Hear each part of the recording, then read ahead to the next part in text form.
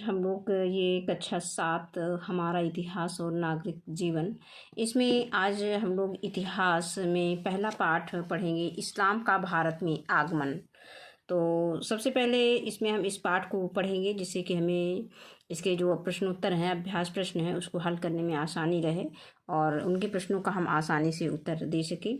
तो इस पाठ को पढ़ते हैं जिससे हमें पता चल जाए कि इस पाठ में हमें इस्लाम का भारत में आगमन कैसे हुआ और उनसे हमें क्या सीख मिली और क्या क्या बदलाव आया, ये सब चीज़ें हम इस वीडियो में देखेंगे। तो यहाँ पे सबसे पहले हम देखते हैं कि ये प्रस्तावना दिया गया है कि इस्लाम का उदय अरब देश में हुआ था। यानी पहला ही प्रश्न बनता है कि इस्लाम का उदय कहाँ हुआ था? अरब देश में हुआ था और धीरे धीरे पूरे विश्व में इसका प्रसार हो गया।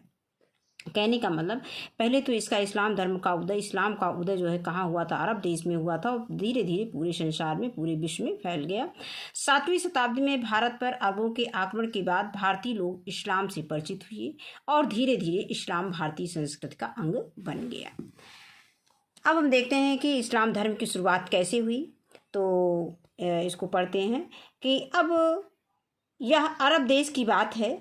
वहाँ के मक्का शहर में सन 570 ईस्वी में हज़रत मोहम्मद का जन्म हुआ था। ये क्वेश्चन सभी कंपटीशन में, सभी प्रतियोगी परीक्षाओं में भी पूछे जाते हैं कि मक्का साहब का जन्म कहाँ हुआ था और कब हुआ था। यानी 570 ईस्वी में हुआ था। हज़रत अली का जन्म कहाँ हुआ था? मक्का नामक शहर में 570 ईस्वी में हुआ था। उस समय अरब में अनेक छोटे छोटे कबीले थे जो लगातार एक दूसरे से लड़ते रहते थे। कहने का मतलब जब हज़रत अली का जन्म हुआ था तो उस समय जो है मक्का में, क्योंकि मक्का में हुआ था, अरब देश में मक्का है, मक्का शहर में इनका जन्म हुआ था। और उस समय जो है अरब देश में जो है अरब में वहाँ पे अनेक छोटे छोटे कबीले थे जो लगातार एक दूसरे से लड़ते रहते थे। ये बहुत सारी देवी देवताओं की पूजा करते थे। हजरत मोहम्मद इन कबीलों के बीच आपसी सौहार्द एवं भाईचारा बढ़ाने के लिए संदेश देने लगे। यानी इनको समझाने लगे कि लड़ाई मत करो, आपस में मिलजुल कर रहो। और ये संदेश देने लगे कि ईश्वर एक है, एकमात्र अल्लाह की सीधे और सरल तरीके से प्रार्थना करनी चाहिए। इन्होंने बताया कि लड़ाई झगड़ा करना ठीक नहीं है, हमें बस भगवान की यानी अल्लाह की मतलब सरल तरीके से प्रार्थना करनी चाहिए। मोहम्मद साहब ने कहा कि अल्लाह को मानने वाले सब लोग बराबर हैं और एक हैं। यानी जितने लोग भी हैं अगर वो अल्लाह को मानते हैं तो वो एक हैं और सब बराबर हैं, ना कोई छोटा है और ना कोई बड़ा है। प्रारंभ में मक्का शहर के कई लोगों ने मोहम्मद साहब की बातों का विरोध किया। शुरुआत में मक्का ने जो भी शिक्षाएं दी लोगों को, उसका विरोध हुआ। यहाँ तक कि मोहम्मद साहब को मक्का छोड़कर 622 ईस्वी में दूसरे शहर मदीना जाना पड़ा। इनका यह जाना हिजरत कहा जाता है। ये भी बहुत पूछा जाता है, हिजरत किसे कहते हैं?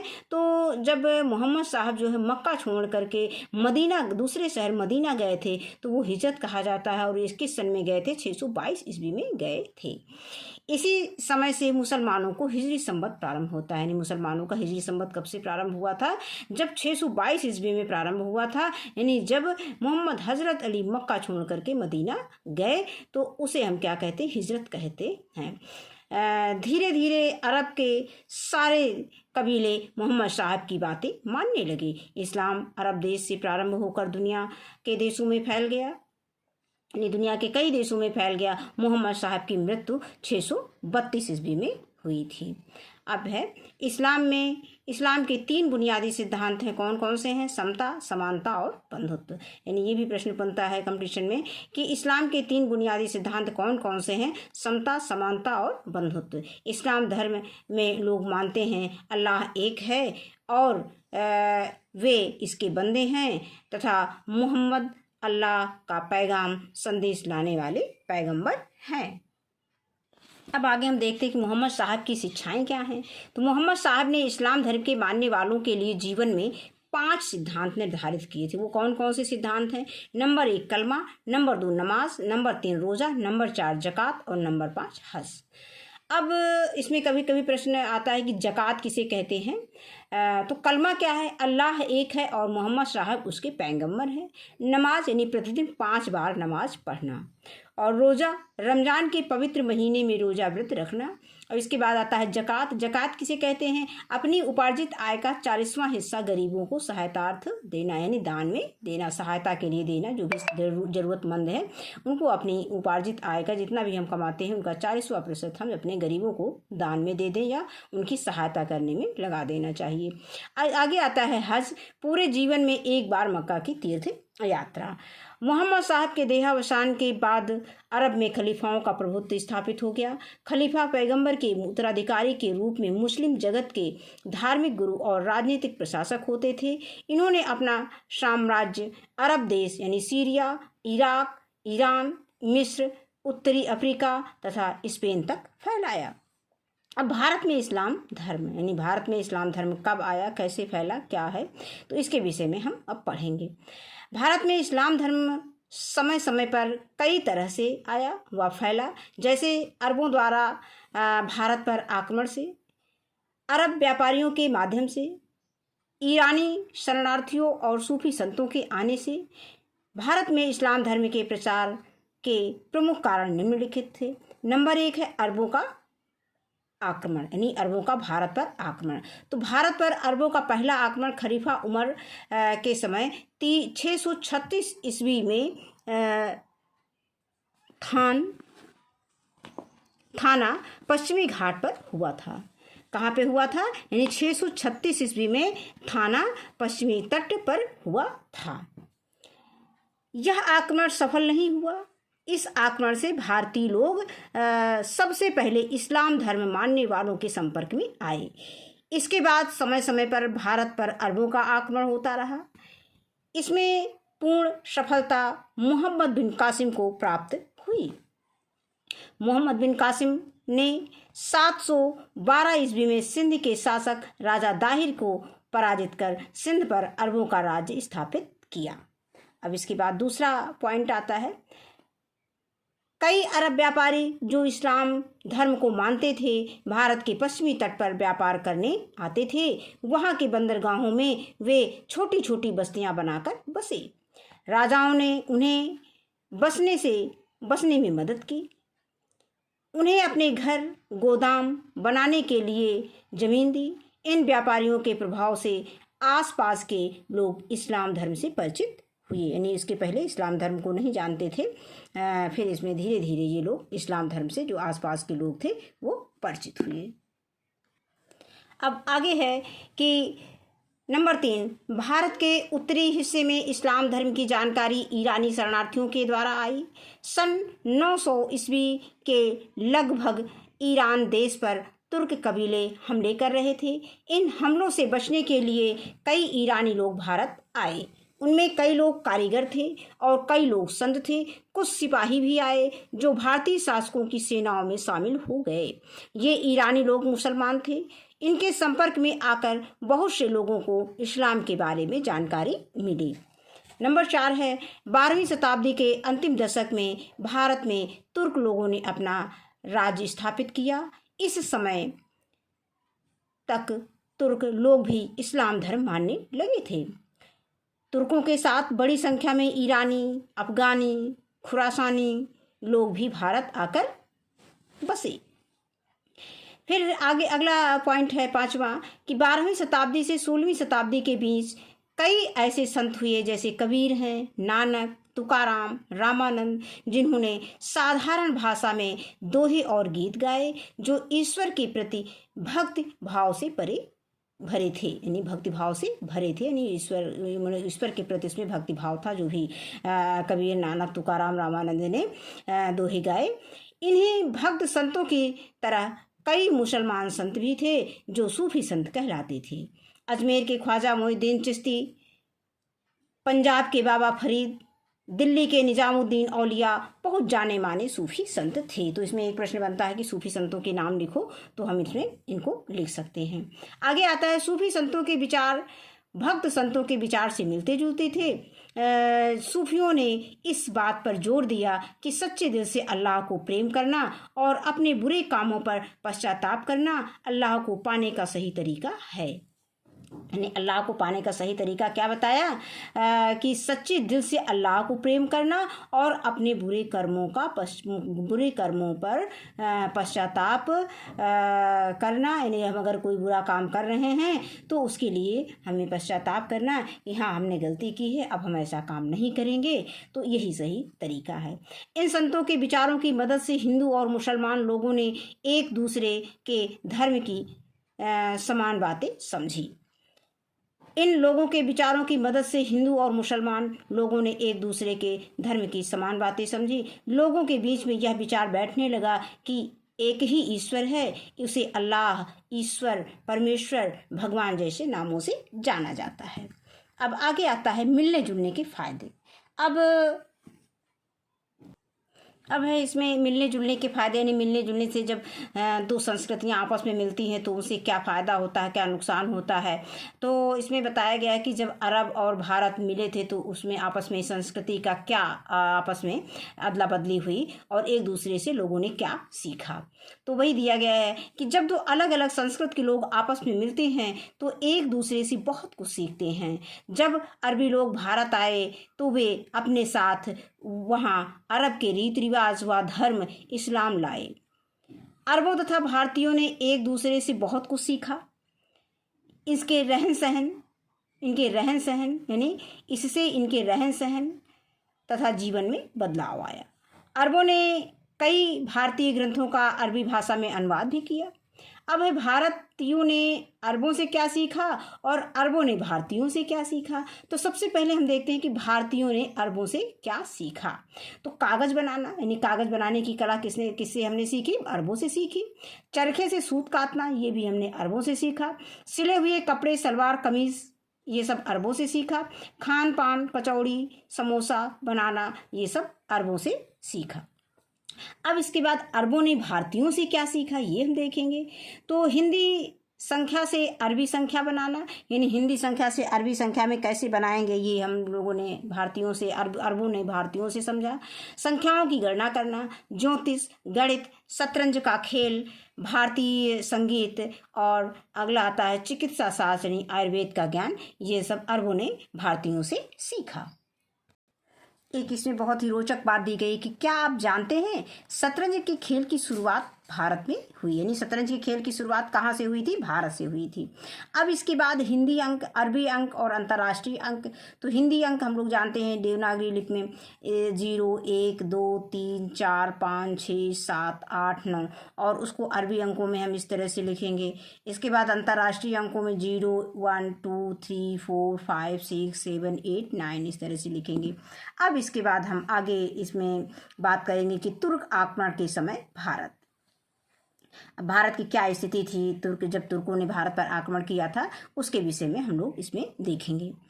उत्तर भारत में इस्लाम के आगमन के समय कोई शक्तिशाली शासक नहीं था। 11वीं शताब्दी के प्रारंभ में भारतवर्ष 100 से भी अधिक छोटी राजनीतिक इकाइयों अथवा राज्यों में विभक्त हो चुका था, जिन पर कई छोटे बड़े राजा और सामंत शासन करते थे। इनमें अधिकांशतः राजपूत थे, अतः इस युग को राजपूत युग कहा गया है। इन छोटे छोटे राज्यों के शासक व्यक्तिगत महत्वाकांक्षी की पूर्ति हेतु राज्य विस्तार में संलग्न हो गए, यानी सम्मिलित हो गए।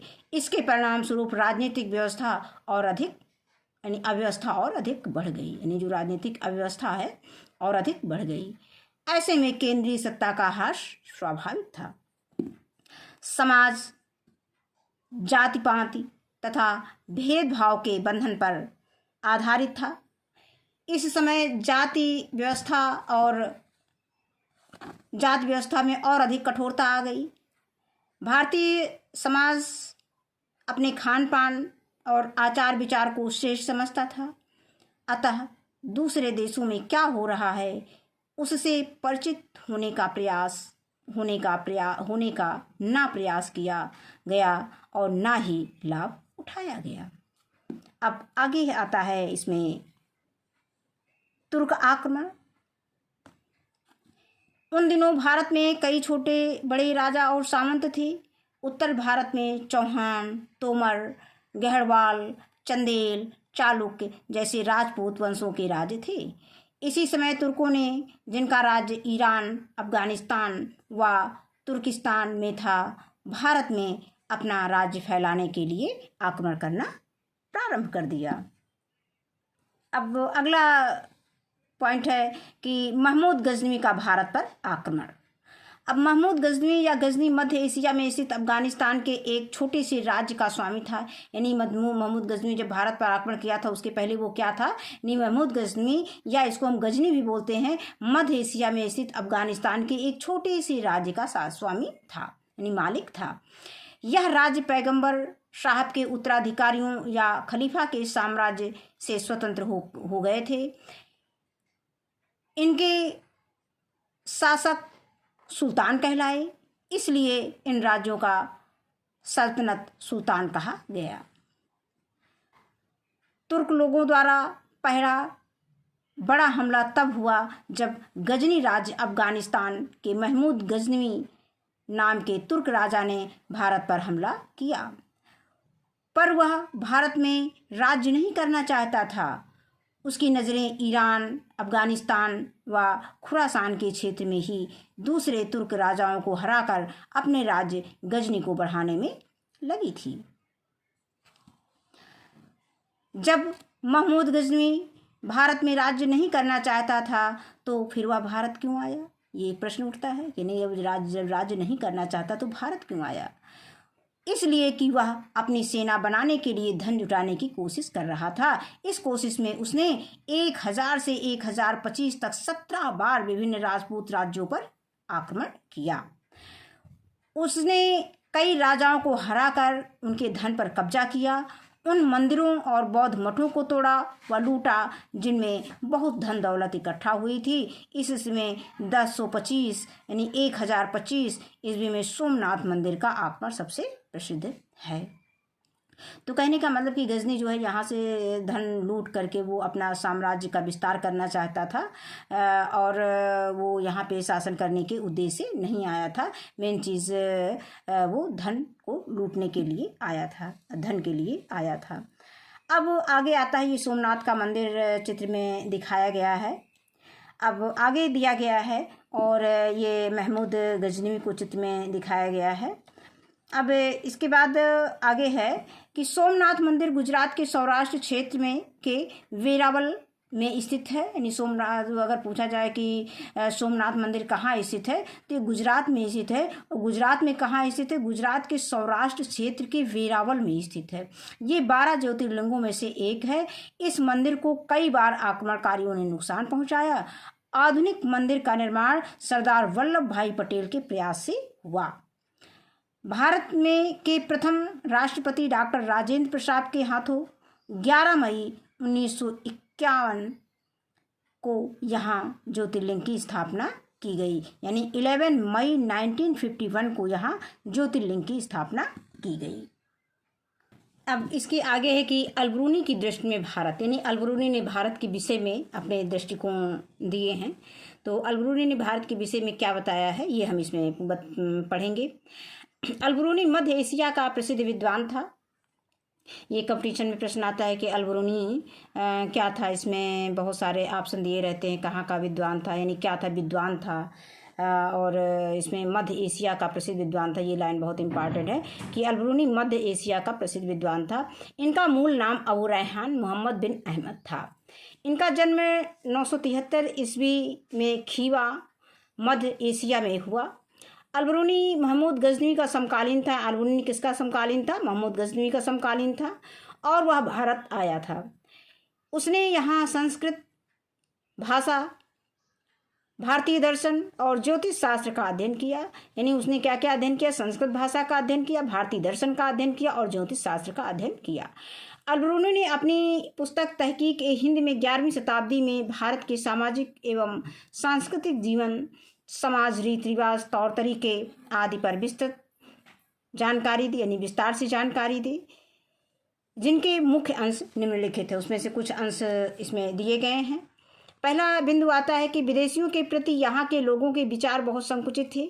विदेशियों के तौर तरीके, पहनावे के तरीके, खान पान उन्हें पसंद नहीं थे। इन्हीं कारणों से वे उन्हें म्लेच्छ कहते थे। और आगे है कि भारत के लोग अपने अपने पारंपरिक व्यवसाय को ही अपनाते थे। आगे दिया है कि सभी को भोजन अलग थाल में परोसा जाता था, वे एक थाल में नहीं खाते थे। आगे है भारत में लोग दैनिक कार्यों को करने में शगुन को महत्वपूर्ण मानते थे। और आगे है उसे आगे है कि हिंदुओं में ईश्वर के प्रति सम्मान और विश्वास है। उनका मानना है कि ईश्वर एक है, अनादि है और अनंत है, स्वतंत्र है, सर्वशक्तिमान है, सर्वज्ञ है, सबसे बुद्धिमान है, जीवंत है, जीवनदाता है और शासक है। इसके बाद आगे आता है कि भारतीय खगोल एवं खगोल विज्ञान व्यवस्था 5 सिद्धांत के रूप में दी गई। पृथ्वी और ग्रह, उनका आकार और घूमना, सूर्य और चंद्र ग्रहण, अक्षांश और देशांतर, इनके पर्यवेक्षण के उपकरण तथा अन्य खगोलीय तथ्यों की भारतीय अवधारणाएं हैं। फिर है आगे भारतीय गणितज्ञ तथा खगोल शास्त्री योग्य हैं, लेकिन उन्होंने इस ज्ञान के निष्कर्ष पर ध्यान नहीं दिया। पृथ्वी तत्व, अंतरिक्ष तथा समय और इसके विभाजन में पुराणों में वर्णित पारंपरिक विचारों को ही भारतीयों ने मान्यता दी। तो इतनी बातें जो है अल्बर्ट ने भारत के विषय में बताया है। अब आगे हम चर्चा करेंगे मोहम्मद गोरी के विषय में। मोहम्मद गोरी अफगानिस्तान के गूर नामक स्थान का था। उसने गजनी पर 1173-74 यानी 1173 से 74 ईस्वी में अधिकार कर लिया। भारत पर उसने पहला आक्रमण 1175 ईस्वी में मुल्तान पर किया। मुल्तान पर विजय प्राप्त करने के बाद गोरी ने गुजरात पर आक्रमण किया। यहाँ उसे चालुक्य वंश के राजा मूलराज द्वितीय ने अपनी साहसी विधवा में माँ नायका देवी के नेतृत्व में आबू पहाड़ के निकट पराजित किया। यह भारत में उसकी पहली पराजय थी। यानी मोहम्मद गोरी की पहली पराजय क्या थी? उन्होंने मूलराज द्वितीय ने अपनी साहसी विधवा माँ नायका देवी के नेतृत्व में आबू पहाड़ के निकट पराजित किया। अब आगे आता है कि इस पराजय के बाद गोरी ने अपने आक्रमण का मार्ग बदला। उसने पंजाब पर आक्रमण प्रारंभ किया। 1110 ईस्वी तक उसने संपूर्ण पंजाब को जीत लिया। अब उसी के आगे है कि पंजाब जीतने के बाद उसने राज्य की सीमाएं दिल्ली और अजमेर के शासक पृथ्वीराज चौहान के राज्य से मिलने लगी। अब पृथ्वीराज चौहान के विषय में देखते हैं क्या है। जिन दिनों मोहम्मद गोरी भारत पर आक्रमण कर रहा था, उस समय चौहान यानी चाहमान वंश के राजा पृथ्वीराज चौहान भी अपने राज्य का विस्तार करने में लगे हुए थे। पृथ्वीराज चौहान एक वीर, साहसी और योग्य सेना नायक था। उन्होंने कई राजपूत शासकों को पराजित किया। इनमें चंदेल शासक परमार्दिदेव भी था। परमार्दिदेव ने के आल्हा-उदल नाम के लोक प्रसिद्ध सेना नायकों ने भीषण युद्ध किया, पर वे युद्ध में मारे गए। और भटिंडा पर मोहम्मद गोरी के आक्रमण कर लेने के बाद पृथ्वीराज चौहान तथा मोहम्मद गोरी के मध्य संघर्ष की स्थिति बन गई। अब आगे आता है तराइन का युद्ध। मोहम्मद गोरी तथा पृथ्वीराज चौहान के मध्य पहला युद्ध तराइन यानी हरियाणा के करनाल जिले में तराइन स्थित है के मैदान यानी 1191 ईस्वी में हुआ था। इस युद्ध में मोहम्मद गोरी की हार हुई और वह जान बचाकर भागा। अब यहाँ पर ये युद्ध के विषय में दिखाया गया है, युद्ध का चित्र दिखाया गया है। यानी जब पृथ्वीराज और मोहम्मद गोरी की सेना के बीच युद्ध हुआ था तराइन के मैदान में सन 1191 ईस्वी का युद्ध का ये चित्र दिखाया गया है। इसके बाद आगे हम देखते हैं कि मोहम्मद गोरी 1 साल तक शांत रहा। इस दौरान उसने अपनी सेना को शक्तिशाली बनाया। 1192 ईस्वी में उसने पुनः पृथ्वीराज चौहान पर आक्रमण किया। दोनों के बीच एक बार पुनः तराइन के मैदान में भीषण युद्ध हुआ। इस बार पृथ्वीराज चौहान की हार हुई। पृथ्वीराज चौहान को बंदी बना लिया गया। पृथ्वीराज चौहान को पराजित करने के बाद मोहम्मद गोरी ने 1194 ईस्वी में कन्नौज के शासक जयचंद को चंदावर नामक स्थान पर पराजित किया। मोहम्मद गोरी एवं उसके सेना नायकों ने ग्वालियर, बयाना, बिहार एवं बंगाल पर विजय प्राप्त की। मोहम्मद गोरी के मृत्यु के बाद 1206 ईस्वी तक लगभग संपूर्ण उत्तर भारत उसके अधीन आ चुका था। अब आगे दिया गया है कि सन 1192 का तराइन का युद्ध निर्णायक सिद्ध हुआ। मोहम्मद गोरी की जीत ने तुर्कों के लिए भारत के द्वार खोल दिए, जिससे सल्तनत काल की शुरुआत अब हुई। इसी से अब यानी जो तराइन का द्वितीय युद्ध हुआ था 1192 में, इसी से जो है सल्तनत काल की शुरुआत हुई। अब आगे हम देखेंगे कि तुर्कों की जीत के क्या कारण थे। अब हम इसमें देखेंगे कि तुर्कों की जीत के क्या कारण थे, तुर्क क्यों जीत गए। इतिहासकार राजपूतों की हार व तुर्कों की जीत के अलग अलग कारण बताते हैं। इतिहासकारों के बीच इस बात को लेकर सहमति नहीं है, फिर भी मुख्य रूप से तुर्कों की जीत के निम्नलिखित कारण हैं। नंबर 1 आता है कि पहली बात आती है कि राजपूत राजाओं में एकता का अभाव था, और दूसरा है कि राजपूतों द्वारा पुरानी युद्ध प्रणाली व शस्त्रों का प्रयोग करना, और अगला पॉइंट आता है कि तुर्क सेना के पास अच्छी नस्ल के घोड़े और फुर्तीले घुड़सवारों का होना। अगला है कि तुर्क सैनिकों का कुशल तीरंदाज होना, और आगे है भारतीय समाज में व्याप्त ऊंच नीच एवं छुआछूत की भावना का होना भी तुर्कों की जीत का कारण माना जाता है। अब इसके बाद तुर्क किसे कहते हैं, कुछ शब्दावलियां दी गई हैं इतिहास से संबंधित। तो तुर्क है कि मध्य एशिया व तुर्किस्तान के क्षेत्रों में रहने वाली जाति को हम तुर्क बोलते हैं।